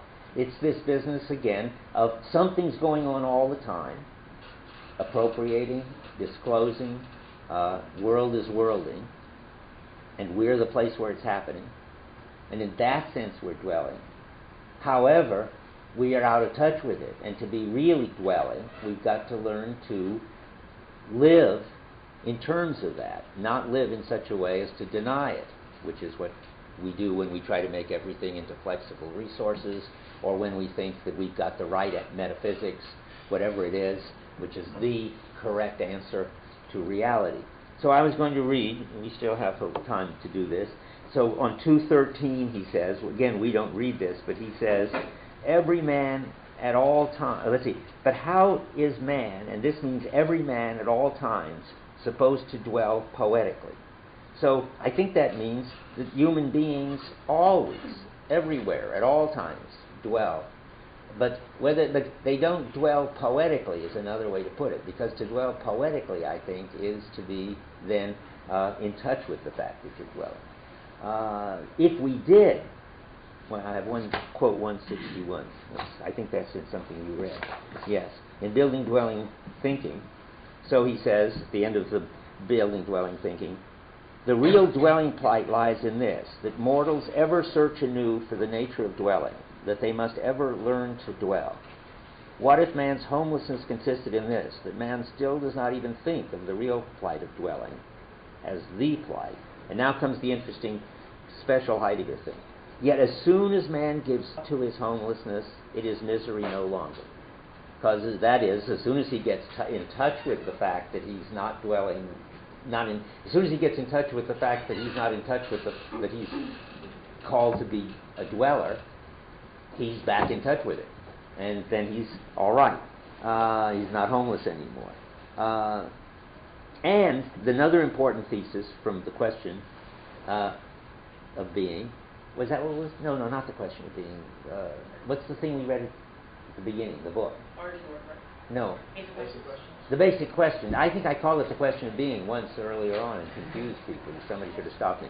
Yeah, the basic questions. Back to this again. If we do get back in touch with it, of course, and this is just another side of what I've been saying, we're better off than the Greeks. So there'd be no need to be nostalgic for a return to anything, and no sense that we've irrevocably lost anything important. We've lost something ontic, namely the content of the culture. That's gone. That culture's content is gone. And the culture of the content of the culture in the Black Forest is gone. But there's no reason to be nostalgic about that, because if we got in touch with what's really important about human beings, namely that they're the place where this disclosing happens and preserving, we'd be better off than the Greeks were, who never were fully in touch with it. So that only leaves me one sort of problem with this middle Heidegger, which is I've never been able to say, and I don't know if anybody has. If they have in their papers, be sure and show me their papers, or if you know any book, show me their book, just exactly what concretely this comes to when you've got in touch with it and you dwell and so forth. Just what do you do? It's sort of clear what you don't do. You don't press on with technology furiously, thinking that if anything that isn't efficient is deficient, and that's a new slogan, and should be made efficient. And you don't curse technology as the work of the devil, as if it had taken away something from human beings that was so valuable that it's a disaster that they've lost it. That's just more technology, remember. So that's what you do, but that seems to me not very helpful. And I feel that there ought to be a lot more to say about what you positively do when you're in touch and when you're preserving. And I haven't said it, and I'm sorry I haven't said it, but it seems to me Heidegger hasn't said it, and so I don't know what to say. Yeah? But isn't asking what you do, isn't that technological? Well, good. If it's asking sort of, yes, if it's asking what you sort of willfully can do, that is just by yourself and as a kind of autonomous subject, yes. But it's not. But Heidegger is certainly not saying that you just have to sit back and be totally passive. It's not that either. You have to call it. It's this middle thing between action and passion or suffering or passivity. It's cultivating or nurturing. What you're supposed to be doing is preserving and nurturing those activities and those moments somehow when people are in touch, or when the culture is in touch, or when you're in touch with this disclosing. That's what you should do. And there's nothing wrong with that. I mean, it's not willful to try to help and preserve the humble thing, to preserve, but then it gets rather empty again. It's to preserve whatever happens when you're preserving this total understanding. See, I don't think this is going to get us anywhere. I'm not a middle Heidegger fan, finally, though I think it's a marvelous picture. And for me, I think it's probably even true of what was happening from 500 BC right through Nietzsche, the history of total understandings of being in the West. But it doesn't give me any feel of what to, not let's say do, but be responsive to, what to cultivate. Yeah? It seems like maybe that's why it switches to things thinking. That's what I think. Because in the end, maybe things, like all various things thinking is like really the only way to have any content to that claim. Good. There's not going to be a God. That's exactly what I think. That if you can really cultivate things thinking, you can find them, you can produce occasions when they're more likely to think. This is the Bultmann view that I like, that you nurture the focal practices wherever you find them.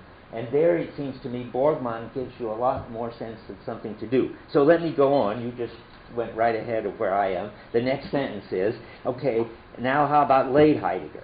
How does he differ from this middle Heidegger? Well, to begin with, middle Heidegger has already done something that I haven't spelled out, so I will. The whole point is he's moved this from an ontic to an ontological question. That is, he's not talking about recovering the content of the culture anymore, or the former gods, or anything like that, or the former meaningful differences. He's talking about getting in touch with being a discloser. That's an ontological story.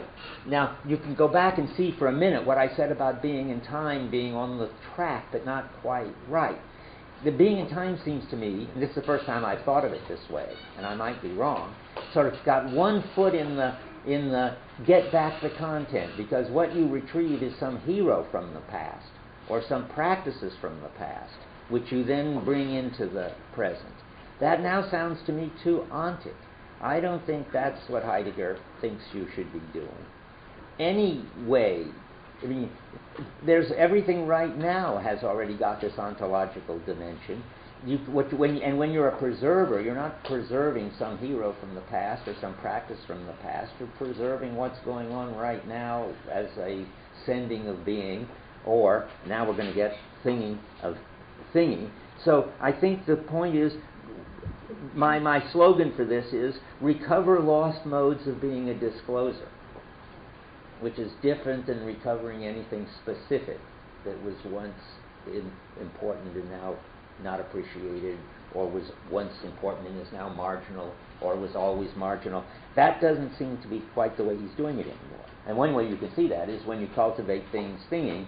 That's very different than making a reciprocal rejoinder to some hero in our history, or some marginal practice, some particular marginal practice, like, I don't know, being, you could take Florence Nightingale as your heroine, and then you could try in a modern way to do what she was doing. There's nothing wrong with that, but it just sounds too ontic. It doesn't seem to be on the right level for Heidegger. What you need to do is to pay attention to practices right now, and people right now, too, I suppose you could say, around which are formed temporary local worlds with their own equipment, their own identities, their own mattering, and their own moods. So you can cultivate focal practices like the culture of the table, which Babette's feast is an example. You can, and general, and this is what I've already talked about, so now I'm just connecting up. Learn to be attuned to different worlds that draw you in and have authority for you. It could be the world of Aphrodite, with Marilyn Monroe as the current or the recent goddess of that. But it could be domestic worlds, business worlds, war worlds. They can, and worlds in which you fight ferociously. They can each draw us in and have authority over us and determine for a while what it makes sense to do and give us these local meaningful differences. That would be enough to get rid of what did I already talk about what I call laid-back nihilism? I think I did once mention it. I mean, there's going to be a whole lot of different worlds. We're stuck in pluralism now, I think. That's why this total picture doesn't grab us anymore. But there's two ways to be pluralist. One is to say, well, there are all sorts of different ways of doing things, and it's everybody should do it their own way, and I'm not going to interfere with their either religious life or secular life or kinky life or very hard working for the good of humanity life, whatever. There are all kinds of ways of doing things, but once you see that, you've got to be careful. It doesn't mean that you just feel that, but of course none of them would be worth giving your life for, because it's just like a kind of smorgasbord of possible ways of life. They're all fine, and none of them would be worthy of infinitely life and death commitment. But if you can get back into this attunement kind of world, which is a world in which you could give your life for the erotic, or you could give your life for business, or you could give your life in a war. I mean, the life is an extreme way to put it, but what I want to say is you don't have a sort of laid-back attitude toward, I just happen to pick this way of life, and I'm going to do it for a while, but if this way of life gets boring, or if this way of life gets too hard, then I'll pick some other way of life. If you're in the attuning business, then you can't do it that way. Because there are things that will grab you and have authority for you while you're in that mood, while that thing is gathering you, or that world is gathering you. So now just the final thing. So that gets us the possibility of new gods and even a new God, the way Heidegger thinks about it. We can't get back the old ones, but the arrival of new gods depends on whether we, and this is too voluntaristic, I'll say it first one way and then another, whether we make attuning central in our practices. We really have to say the arrival of new gods depends on whether attuning again becomes central in our practices. Because Heidegger calls the gods the attuning ones, meaning that they show up in like Marilyn Monroe as a goddess, in a world as the sort of paradigm case of whatever it is that's grabbing you. And you can't bring about that change in the practices, but you can be receptive and you can nurture attuning practices as much as you can. Now, if you do that, then you'll, well, what do I got here? Well, I put it in a funny order, but I know what I'm trying to say. Okay, there is attuning going on. There is gathering. There is appropriation going on. And you can cultivate getting in tune with it. Once you do that, it's possible, Heidegger thinks, that some new God will come along which will unify everything. He's always got, you make a place, a home for the gods, that's all you can help do. And you can't do anything about whether a God, not even a preserving sort of thing, you just have to be receptive and see if a God comes and lands in this landing field you've prepared for him. Then the new God could come along and reconfigure a new understanding of being, but the important thing, the way I see it, is you will be saved just by the humble things. Whether a new God comes along or not, once you cultivate an attuning world in which there is gathering and things being brought out into their own, you've already you have a life worth living, and you are already out of technicity.